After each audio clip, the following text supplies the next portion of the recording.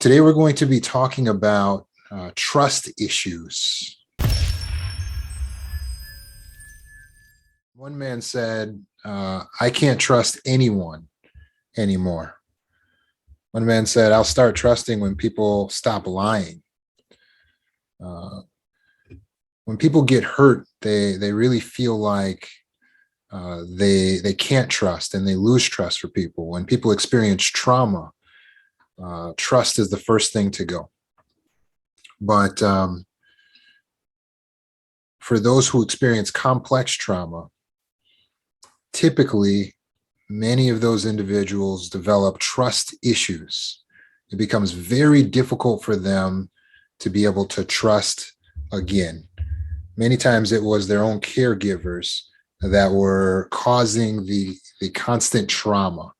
And so those survivors have learned that they can't trust even those who are closest to them because it was their own mother or their own father that was betraying them. Many have gone through relationship issues later in life and found that they couldn't trust anyone. Sometimes it was both. Mother, father were untrustworthy, and then later in relationships, they found that they couldn't trust anyone. So when someone experiences a trauma, the natural defense mechanism is to sacrifice trust. The problem is that trust is the lifeblood of relationships. So if you make a decision to no longer trust, then you're making a decision to no longer have relationships. Because really all of your relationships run on the currency of trust. All of your relationships run on the lifeblood of trust. So what we're going to be talking about today is how to overcome those trust issues so you can live a robust life, so that you don't have to give up connection, relationships, and the joy that comes along with them, happiness, and living in abundance. Really, any relationship, no matter how small, has trust as its currency. So for instance, you take a merchant, someone who works in a store down the street from you. Just to be able to do a transaction with that person, there has to be some trust there. You are trusting that if you hand them the money, they'll give you the goods. You're trusting that they're not going to rip you off. So there has to be some trust in order for you to perform that transaction. Really, everything in our life requires some trust. You trust that gravity is going to be there when you walk and when you run. You trust that your car is going to start. You trust that the oxygen will be available every day and that the water will be drinkable. You have to trust in order to move through life. Life requires trust. So when we go through a trauma or someone betrays our trust, immediately the defense mechanism is to say, oh no, I need to make sure this never happens again. I will no longer trust. Literally, the brain changes after trauma. It's as if it goes into alert mode. Something like what your phone goes into after calling 911, where it goes into emergency mode. That's what happens to our brain after trauma. And the brain locks itself into emergency mode and is basically saying, we need to make sure that nothing else can happen to you that was like this trauma. We want to prevent any trauma like this from happening again. So it locks into emergency mode and it takes a snapshot of anything and everything that is related to that trauma. What the people involved look like, what time of day it was, what the smells were. And ultimately, it's trying to make sure that you're able to be safe from those traumas. And so what happens is those things become what we know as triggers. When you see something or hear something, it triggers that fear response, that emotion in you that tells you you're in danger. Some of us who have been through complex trauma have a labyrinth of triggers, so many things that can actually make us feel like we're in danger, that to other people they would say, what are you talking about? You're crazy. There's nothing happening. But our brains are trying to protect us. And so it comes up with the brilliant idea, if we just have our guard up, if we just don't trust people, then we can't get hurt. But to the extent that you remove trust from a relationship is to the extent that a relationship is actually over. So if you're in a romantic relationship or something like that, and you make a decision to remove trust from the relationship, as you do that, the relationship as a result is over. So someone lies to you in your relationship and you say, well, I'm no longer going to believe anything they say. Well, now communication is done with that person because anything they say is a lot. And if you can't believe anything they say, how are you going to communicate? You're not going to be able to. Anything they say, you'll be doubting. And they're not going to do really well knowing that you don't believe anything they say. So it doesn't work for people in a relationship to not be trusted. It doesn't work for you to not have trust for anyone you're in a relationship with or for a particular person. The relationship will die. Commensurate with the amount you give trust is the amount you'll be able to have a relationship. You see the person down the street who works in the grocery store, you trust them only to the extent that you're willing to do a transaction with them, but you're not going to necessarily give them your phone number. So to the extent that I trust them is the extent I have a relationship with them. The person in your home, you're trusting them more. That's why you have more of a relationship with them. But if you literally don't trust someone at all, you can't exist in the same home with them because you don't trust them. So therefore, how can you trust that they're safe to be in the same bed or to be in the same room or to even be in the next room? If you don't trust a person, it damages or ends the relationship commensurately with how much you've removed the trust. And so we find that in life, taking the stance that since I don't trust an individual, now I'll be safe, actually it becomes detrimental to your life to remove all trust. To try to live a life where you don't trust people is actually detrimental. It removes the possibility that you can have a relationship.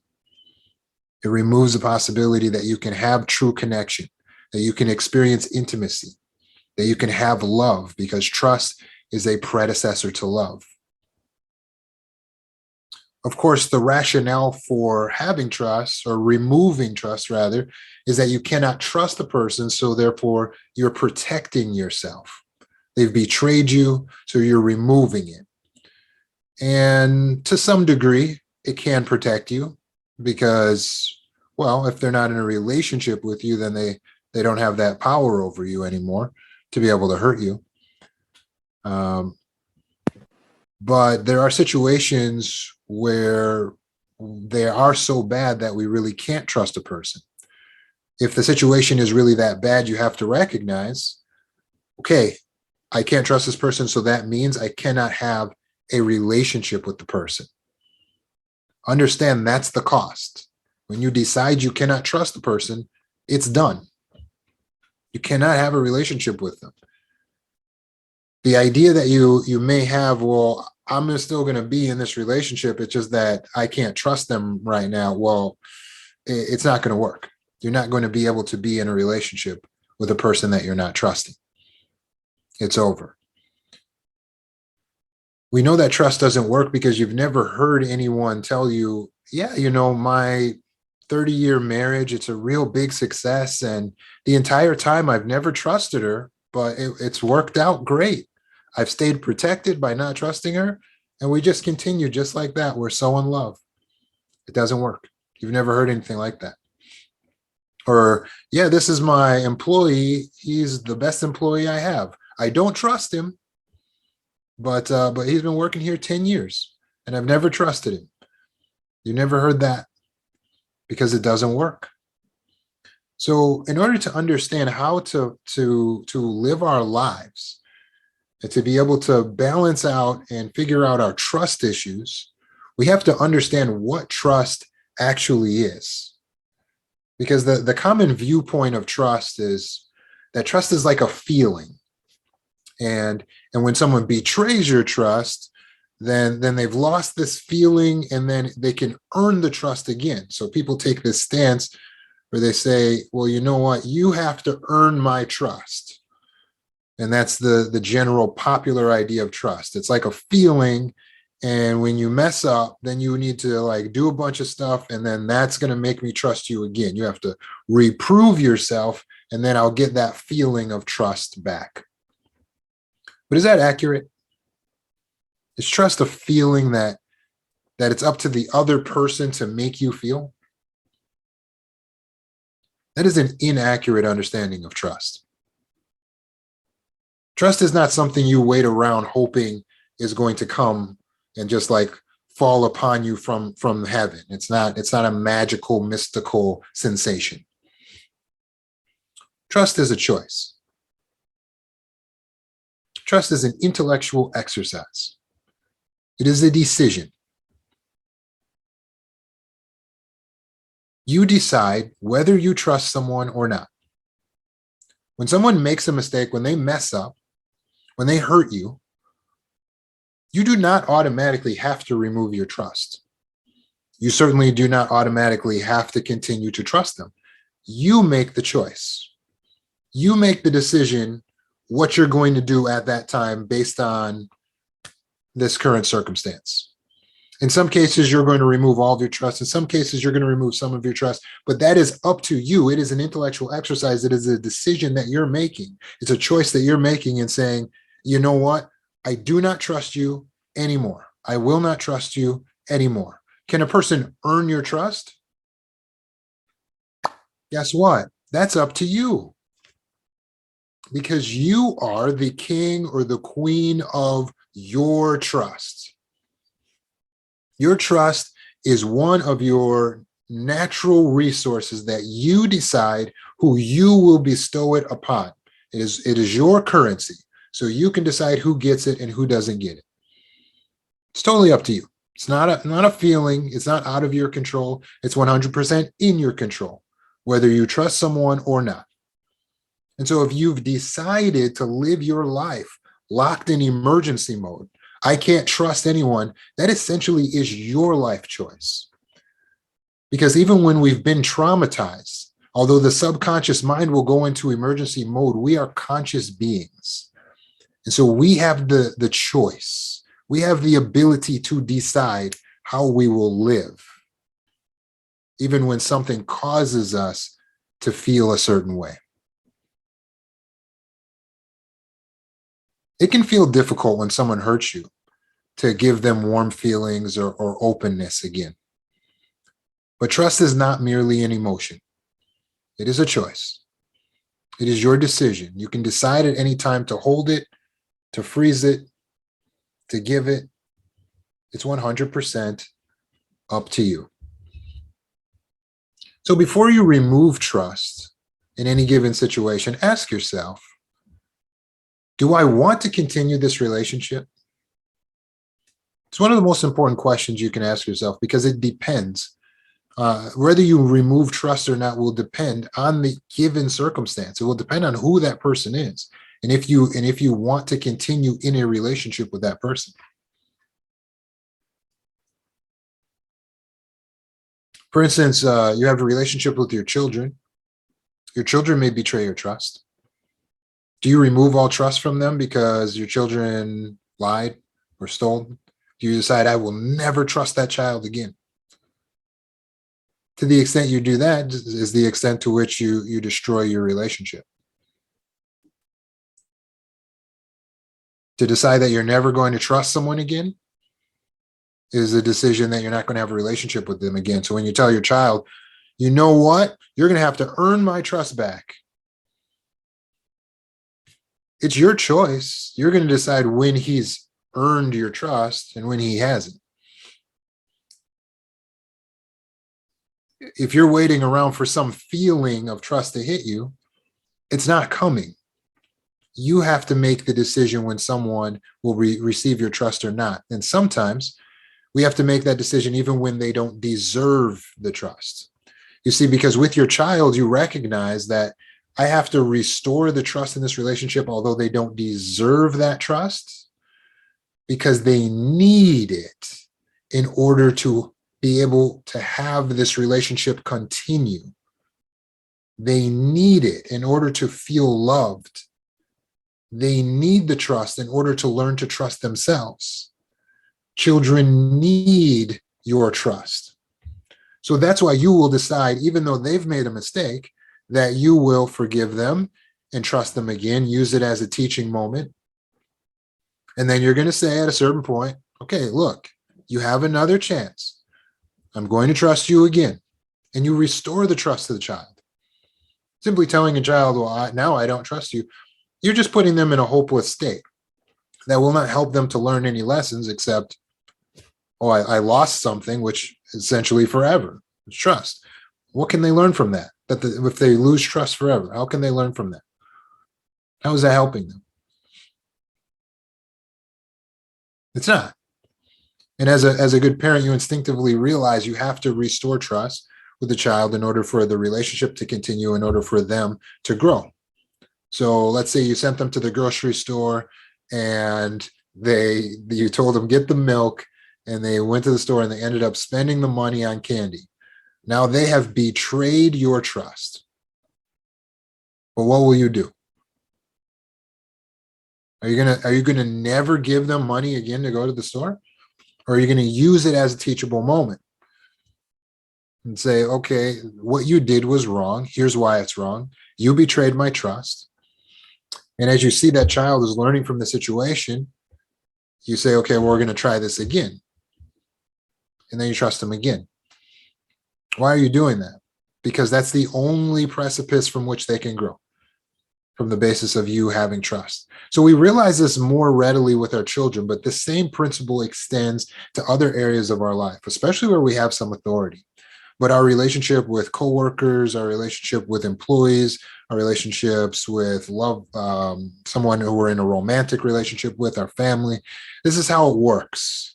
If we want to continue with these individuals, then we have to know how to restore trust to individuals.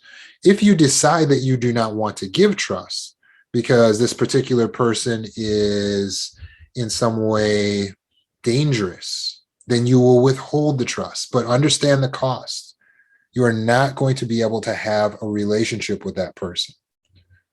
So in order to know where to find the balance of when to trust and when not to, we want to look at the way that we live our life. In order to get over our trust issues, you want to look at your actual motivation in life. And so for your life, what is your chief motivation?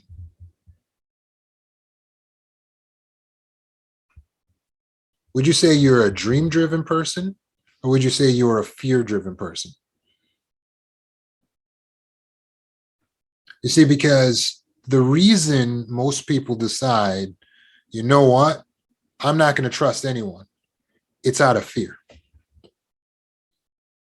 If you're a person who describes himself as having trust issues, what you're revealing is that you are a fearful person, that you are living your life in fear. And so now you've actually reorganized your entire life around this concept of fear, around your fear that someone else is going to trust you. So a fear-driven person says, I don't ever want to get hurt again. I just don't want to get hurt again. If that's your whole purpose in life, is just not to get hurt again, well, yeah, then you're not going to be in any relationships. You're not going to trust anyone, so to speak. And that's the way that you'll handle that.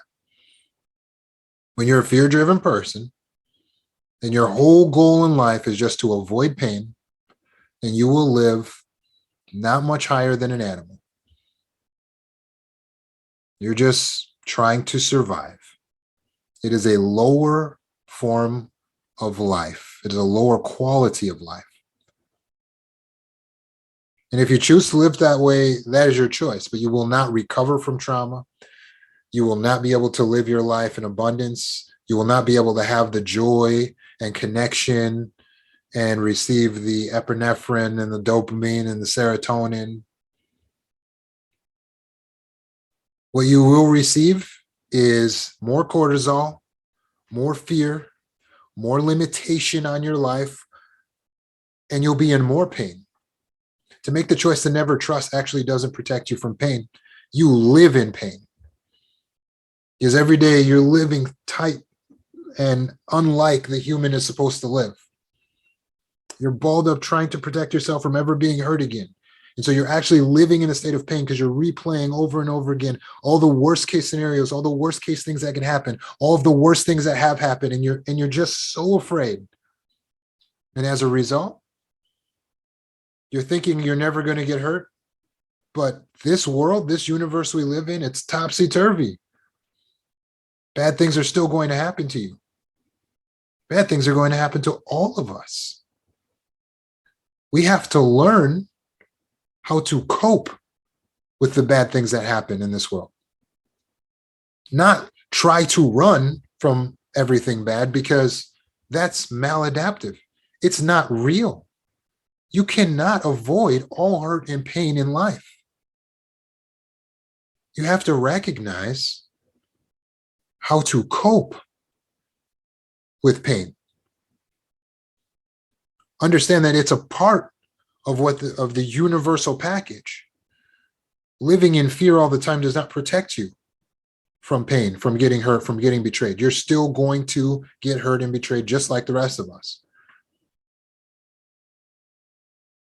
Whereas if you're a dream-driven person, if you're a love-driven person, then you're able to live in abundance. So what happens is not that now you're not going to get hurt, because you will get hurt, but you've opened yourself up to the possibility of getting hurt as an intellectual exercise, as a choice. That's what trust is. It's a choice. So you've made a decision intelligently. You've said, I will trust. I will continue to trust. And now that opens me up for all types of possibilities. Now I can go to the grocery store because I trust that I can go to the grocery store, and I can go out and I can drive and I can move about my life, and I can even open myself up to relationships. And what's going to happen? I'm going to get hurt. You know it. You know it's going to happen. So why is it worth it? It's because in between the situations, in between the traumas, in between the betrayals and the pain, is this space in which I'm living in full joy, full connection, full abundance, full happiness, full completion, full actualization. And I'm receiving all of the good chemicals in my body, which is improving my health. And after experiencing that, it gives me hope, so that when I hit that painful situation again, I have the hope that I'll overcome it. And that helps me to cope and to get through it. It's the life that I live in between the pain that is real life, that allows me to have a high quality of living. Whereas when you're a fear-driven person and you're living tight and afraid, this space in between the next time that you're going to get hurt is just you still playing in your mind all of the worst case scenarios, and you continuing to get hurt and reinforcing all of the terrible chemicals in your body, and killing your immune system, and killing your circulatory system, and killing your health. Everything starts shutting down because you're shutting down. Thinking that you're protecting yourself, you're actually hurting yourself. It is not intelligent. It is not mature. You must choose to trust. If you're driven by love, then you'll reach out for connection to the people that are in your house, to those you're married to. When you're driven by love, you realize that you giving trust, it is a gift that allows the other person to be their best self. When you withhold trust, you're withholding the currency, what they need in order for them to live as their best self. You're withholding what they need. When you give it, when you're living life motivated by love, you are giving them something, even sometimes when they don't totally deserve it. You are giving them what they need in order to be their best self, in order for them to be able to show up to the relationship, in order for them to be able to love you, in order for you to have a mutual intimacy with one another. You are giving them what they need when you're motivated by love. When you're dream driven, you're focused on the ultimate goal. So you realize that those moments that you have a little slip, you have a little fall, or you get hurt, it's okay because you have an ultimate goal. You know where you're going. You're driven by a dream. Who's prepared to climb a mountain? Someone whose only goal that day is to avoid pain, or someone whose goal that day is to get to the summit? The person who has the dream, who has the vision, they'll get hurt, but they'll say, oh, ow, I got to keep going. And when they tell the story of climbing the mountain, that's barely a blip on the radar because they made it to the peak and they looked out and their life was changed by the experience.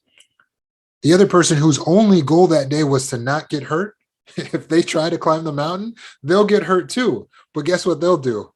Oh, they'll just break down. They will not be able to cope. I was hurt. I was hurt. This is terrible. I can't believe I got hurt. And then they stop. So we have to be driven by love. We have to be driven by dreams, by a vision for the future. So how can we enact this in life? So picture an employer, and he has an employee. It was a trusted employee for years, but that employee actually took some materials from the work site that belonged to the employer and took them home to use them for himself. Now, when confronted about this, the employee explained he planned on bringing those materials back. He didn't mean to steal them. And the employee explained that he was sorry and he apologized for what he'd done. He explained it would never happen again. The employer was hurt. The employer said, well, you've betrayed my trust. Now, how will you respond if you're the employer? What will you do next? Remember, this is an employee who was a trusted employee for years. A fear-driven employer will make the decision, you know what, since you've betrayed my trust, from now on, I'm not going to trust you anymore with anything. There's going to be cameras on you at all times. You're going to have to check out any equipment, and your bags are going to be checked by this other employee that I've hired to check your bags. And that's how you would end up proceeding.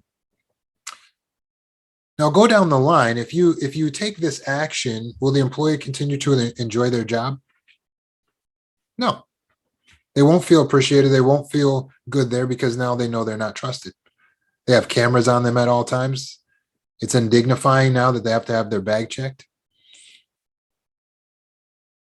What about for you as the employer? Is it better for you? No. You've lost any friendship, any good relationship you had with this employee. It's gone now. Because of your stance, you've actually costed yourself more money. You're having to pay for cameras to be installed.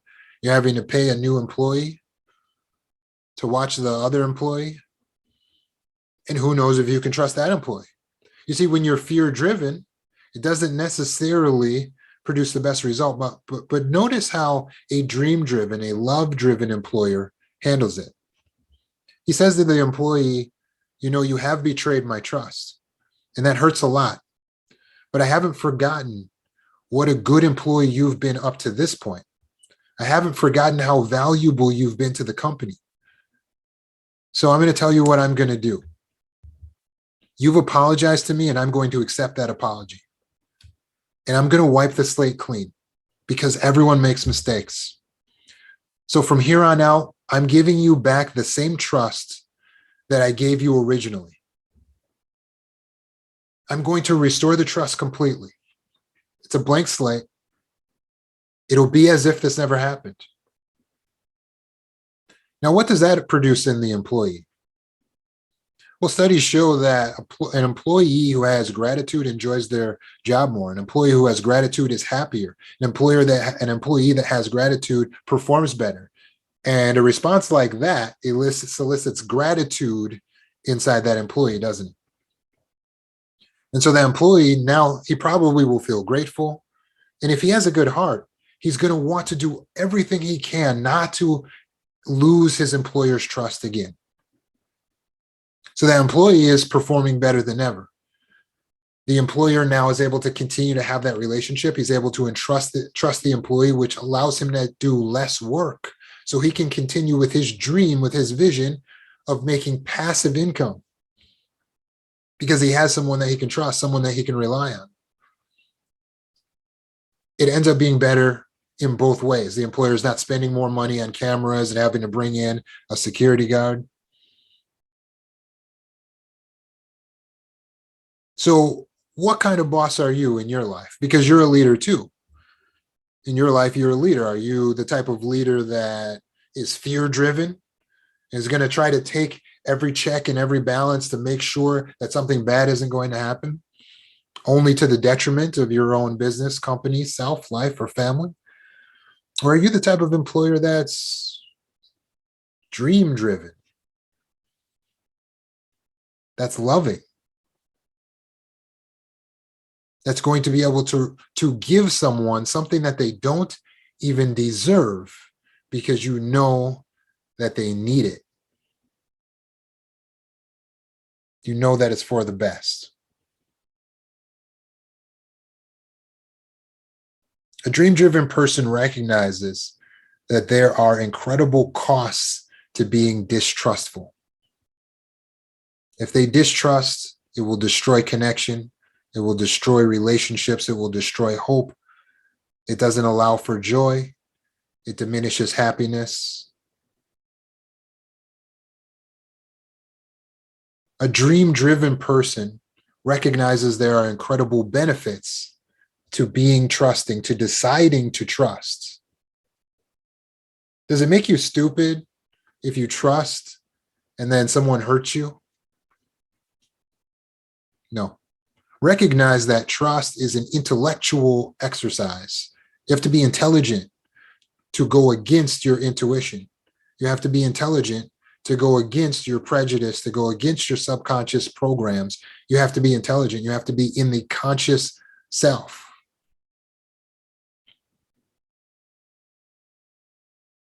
Does it protect you from ever getting hurt again if you don't trust? No, you're still going to get hurt. If you do trust, you're going to get hurt as well. But in between those situations, those times where you get hurt, you're going to live a life of abundance, of joy, of peace, of happiness when you give trust generously. So take a look at your life and look for areas where you already exercise this intelligent, higher way of living. For instance, many of you listening drive cars, but has the car never betrayed your trust? Perhaps you've had cars that have broken down, but you continue to use cars anyway. Or have you never gotten on the road and another driver betrayed your trust? All of us have experienced other drivers betraying our trust, braking too fast, turning too quick, not using their signals properly, running red lights, or doing any number of dangerous things. But you notice you didn't go home and put your car up on Craigslist and say, you know what? I'm done. I'm never driving again. Why not? Why didn't you say, I can't trust the road? I'm never driving again. Isn't it because you recognize that that's too high of a cost to pay? And so you learn instead that you're going to need to cope with the fact that these things will happen. And so if you've had an accident, you're going to choose to view that as an isolated situation and you'll try to prevent it, but you won't go as far to prevent it as to stop driving completely. That's the same stance we must take at being trusting in our life. We'll try to protect ourselves, but we don't want to go as far as to completely stop trusting at all and not trust anyone ever. Because one of the worst things that can come from not being a trusting person is not trusting yourself. You have to trust yourself in order to recover from trauma.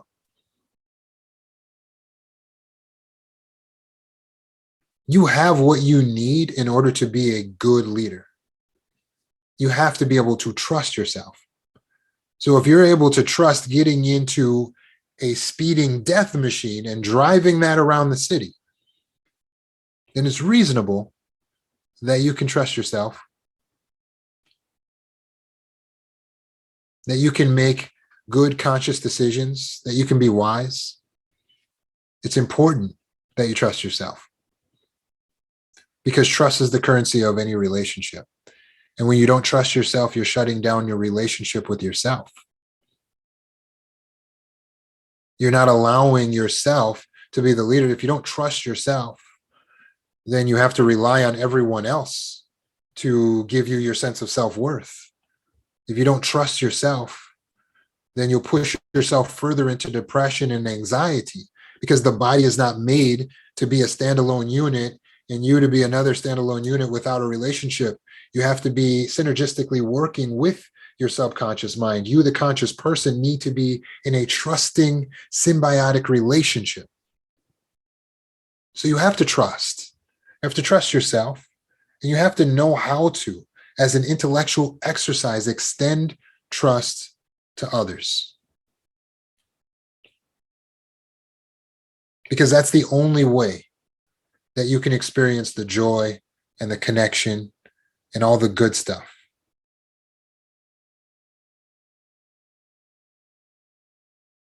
Trauma is an inevitable part of living in an unpredictable world. You're not stupid for choosing to trust. You'd actually be foolish to believe that you can predict the future. You'd actually be foolish to assume that all people have bad motives. You'd actually be foolish for living your life trying to avoid pain, which is inevitable for all humans. You're actually wise if you take time in between traumas and open yourself up to experience love, joy, connection, generosity, and to live in abundance. It makes people happy to receive trust. It makes people happy to be trusted. And if there's more happiness in giving than there is in receiving, then imagine how happy you'll feel when you give trust.